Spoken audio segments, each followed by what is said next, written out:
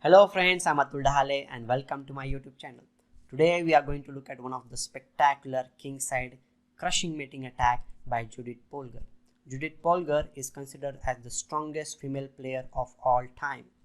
She is the Hungarian Grandmaster and at the age of 15 years and 4 months, she became the youngest Grandmaster at that time, beating all-time record of none other than Bobby Fischer. She is the only female player in the world who has crossed 2700 rating mark, and in 2005 she was ranked in top 10 in the men's ranking in the world. And to tell more about her, she has beaten almost all the strong players of her era, including Garry Kasparov, Vishwanathan Anand, Anatoly Karpov, Boris Gelfand, Veselin Topalov, and to name it a few. She has contributed in a very big way to popularize the game in the world in a very large way. To talk about this game, she has played this game in Hungarian International Open Chess Tournament in 2003 against a very strong youngster at that time, Berkes, who is now in top 100 players in the world. And in this game, Berkes was very young and very talented. He tries to trap Judit Polgar in a very tricky way, but it reveals that he is the one who got trapped. Judit Polgar launches a very crushing attack on his kingside and finishes the game in a very great style. So stay tuned till the end to find out how she finishes her opponent in a great style. In this game, she was white and Berkes was black. So without further ado, let's get to the game and let's start.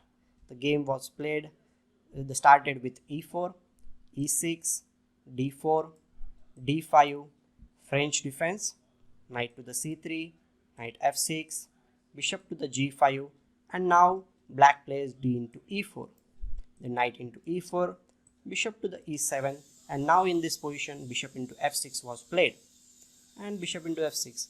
Both players are playing in a very simple and very nice way.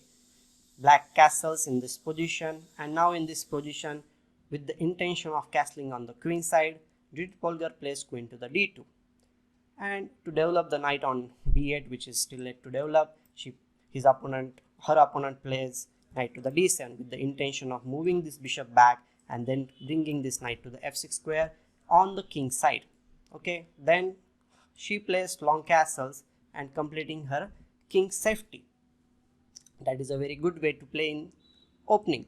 So her opponent plays bishop to the e7. Now she plays bishop to the d3 with the intention of putting some pressure on the black's king side. And here the c8 bishop is not yet developed, so he plays b6 with the intention of developing this bishop on a8 to h1 diagonal. Okay, now in this position Judit Polgar plays a very tricky move. She plays knight e g5, attacking the h7 pawn with bishop as well as the knight. Okay, what is really happening? And another thing is that this rook on a8 is still a little bit unprotected and black wanted to play bishop b7. I will talk about it in a detail in a way. Okay, first just wait. Her opponent plays h6, thinking that the knight is not doing that great job and it must go back, but Judit Polgar thought in a different way. She plays bishop h7 check. This is a very important move because the king must be moved to the h8, that is h file, because this rook will be coming in handy. It is not clear now, but it will be revealed now. She plays bishop to the e4, attacking the unprotected rook on a8. Okay, and now her opponent thinks like he can play h into g5, and if Judit Polgar captures on a8, then he has this g4 move, and then the knight must move. If the knight does not move, the knight will be lost, and if the knight moves, then he will play bishop to the g5, winning the queen. So he thinks that okay, he is now winning. But no, Judit Polgar didn't fall for the trap. She calculated in a very different way and a very spectacular way. She plays a very brilliant move at this time, that is to play to g4. Yes, it is a very spectacular move. She sacrifices her knight on g5, and now she is preparing to open up the h file and checkmate black's king, which is very vulnerable at that time. So in this position, Berkes defends the rook which is hanging with rook to the b8, and now the move comes h4 with the intention of h into g5. So in this position black plays g6, just trying to defend the position. But just for the sake of clarity, let's understand what happens if black captures the pawn on h4. Then white has a very good move, that is g5. Now rook into h4 is the threat. Now in this position, if black plays king to the g8, then we don't need to capture on h4 immediately. We will bring the queen in the game with queen f4.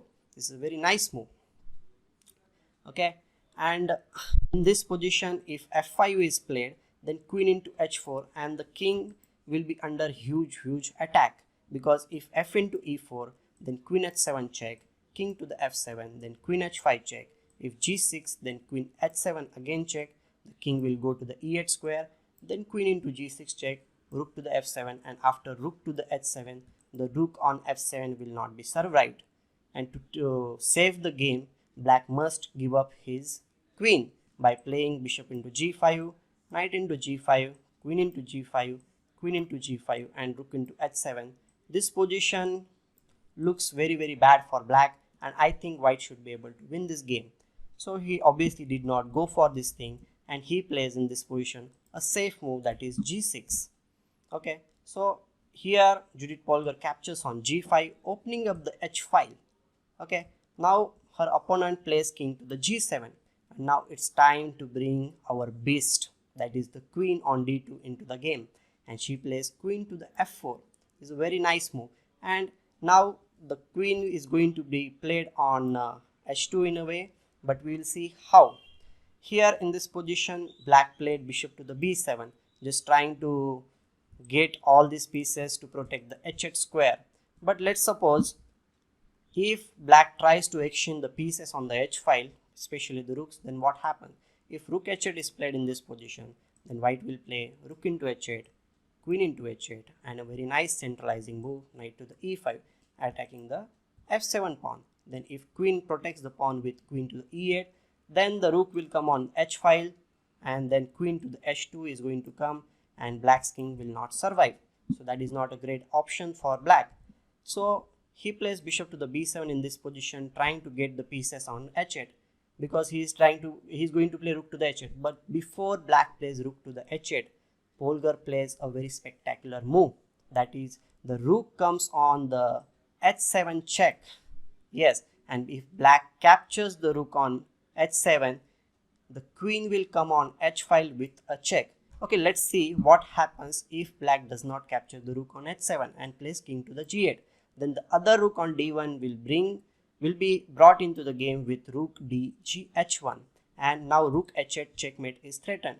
And even if the f5 move is played to get some flight square for the king, the white player will not go for it. She will play g into f6, then bishop into f6, then another good move, that is rook to the h8 check, bishop into h8, then another nice move, that is rook into h8 check, king into h8, and now the mating time.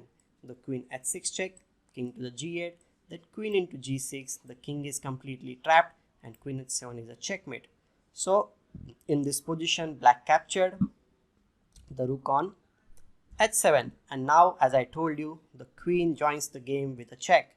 And now if king to the g8, then the rook comes on the h file, and there is a threatening mating attack. So in this position, black is completely hopeless. He cannot save the game. So he throws in the towel by playing bishop to the g5, knight into g5, queen into g5. Still the queen is threatening queen h7 checkmate, and now Judit Polgar plays f4. The queen is also being attacked. The mate on h7 is threatened, so he gives up the queen with queen into f4, queen into f4, bishop into e4, queen into e4. In this hopeless position, black just resigns. So this is a very great attacking style in which Judit Polgar played, and the trap which her opponent said revealed that he was the one who was trapped in this game, and the way the sacrifices came on h file was really amazing, and even the variations. So if you like this video, do share with your friends and subscribe to my YouTube channel.